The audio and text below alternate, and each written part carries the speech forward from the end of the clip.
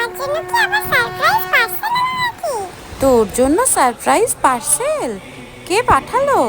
পার্সেলটা বাবা পাঠিয়েছে। দেখো তো কি আছে। দাদা, এটা একটু খুলে দাও। ও বাবা, এটা আবার কি বেরোচ্ছে? কি এসেছে পার্সেলে? মা দাঁড়াও, তুমি এত উতলা হও না। আগে খুলি দেখি কি আছে। ও বাবা, এটা একটা তীর ধনুক দেখছি। বাবা বোধহয় কদিন ধরে অর্জুনের গল্প শুনছিলি বলে এটা পাঠিয়েছে। আরে এটা উল্টো দিক রে, দেখ দাদা দেখিয়ে দিচ্ছে।